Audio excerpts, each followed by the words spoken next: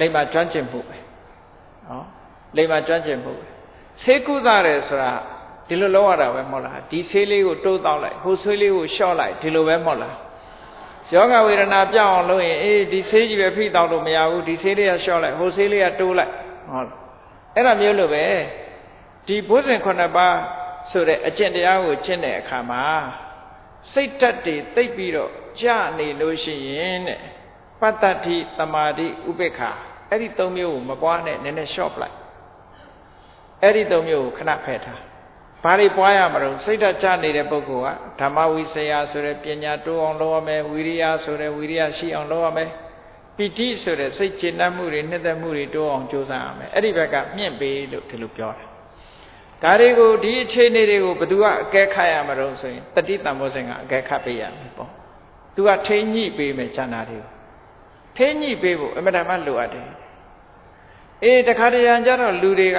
စိတ်ဓာတ်တွေကသိတက်ကြွနေတယ်ရခြင်းနဲ့ခုချက်ချင်းရခြင်းနဲ့တရားသူတရားမြတ်လေအဲ့ဒီလိုစိတ်ဓာတ်တွေတအားတက်ကြွနေပြီဆိုတဲ့အချိန်မှဆိုရင်ဓမ္မဝိစယတို့ဝိရိယတို့ပီတိတို့ရှော့ချလိုက်အောင်ရှော့ချပြီးတော့စိတ်ကလေးနည်းနည်းငြိမ်သွားအောင်ပတ္တတိတဲ့သမာဓိတဲ့ဥပေက္ခာတဲ့အဲ့ဒီ၃မျိုးတိုးမြင့်ပေးရမယ်ပရိစ္ဆေယများလိုပဲတဲ့ရွှေကိုဖုတ်တဲ့အခါမှာတခါတရံရွှေကိုမီးပြင်းပြင်းလေးဖုတ်လိုက်ပြီးတော့တခါတရံကျတော့အပူလေးတခါအေးပေးရတယ်အဲ့လိုလုပ်ပြီးတော့မှရွှေတဲကကြီးကိုထုတ်ရတယ်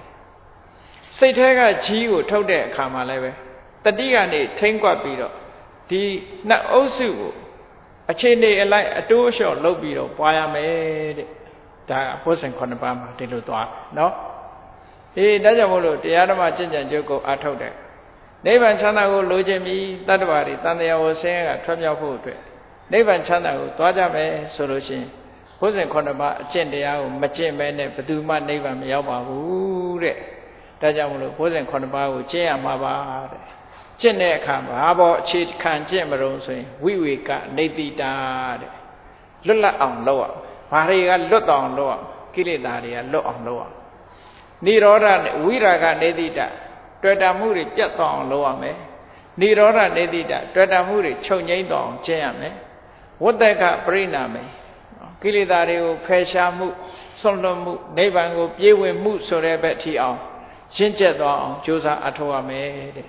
အဲ့ဒါလို့ကြိုးစားမှသာလေဘုဇင်9ပါး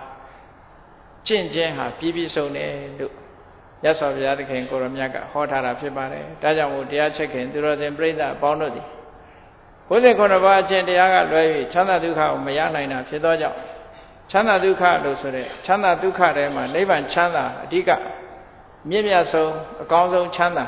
ဖြစ်တယ်အကောင်းဆုံးဖြစ်တဲ့နိဗ္ဗာန်ချမ်းသာကိုရဖို့ရတဲ့ဘုဇင်9ပါးအကျင့်တရားကလွဲ၍တခြားမရှိဘူးဒါကြောင့်မို့ဘုဇင်9ပါးအကျင့်တရားကိုတို့တွေဟာကျင့်ကြံကြိုးကုပ်အားထုတ်ကြရမှာဖြစ်တယ်လို့နေမကောင်းမှဘုဇင်ကိုတတိယတာမျိုးမလုပ်ကြဖို့ပေါ့နော်နေမကောင်းလို့နေကောင်းခြင်းလို့ဘုဇင်တရားကိုတတိယတာမဟုတ်ဘူးအမြဲတမ်းတတိယပြီးတော့အမြဲတမ်းကျင့်ဖို့နော်အဲ့ဒါလို့ကျင့်ကြံကြိုးကုပ်အားထုတ်ကြရမယ်လို့ကိုစီသဘောကျပြီးဘုဇင်9ပါးအကျင့်တရားကိုကျင့်ကြံကြိုးကုပ်အားထုတ်နိုင်ကြပါစေကုန်သတည်း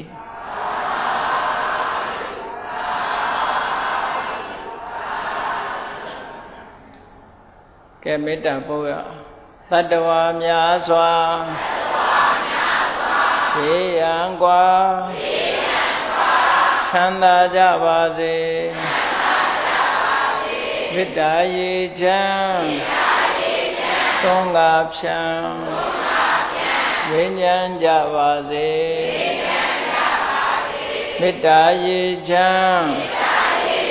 သုံးငါဖြံဝိညာဉ်ကြပါစေသက်ရှိကျမ်းမာစိတ်ချမ်းသာတို့ရဆန္ဒပြည့်ပါစေ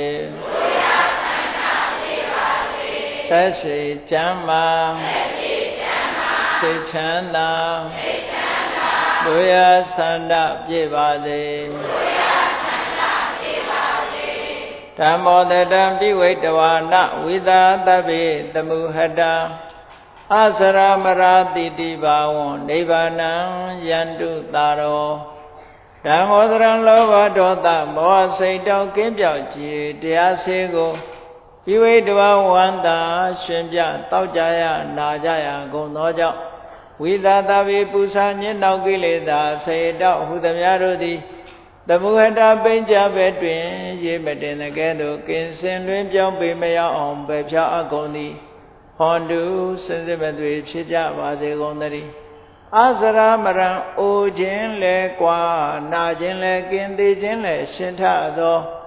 တိတိဘဝကိလေသာဟုပုခတ်သိငြိမ်းချမ်းရာစစ်ဖြစ်ပေထသောနိဗ္ဗာန်နိဗ္ဗာန်ဟုခေါ်အေးမြုတော်သို့သာရောတရားချစ်ခင်စိတ်ကောင်းဝိညာသူတော်စင်များတို့သည်ယန္တုပါရမီအဆင့်ဆင့်မြင့်နယ်မြင့်၍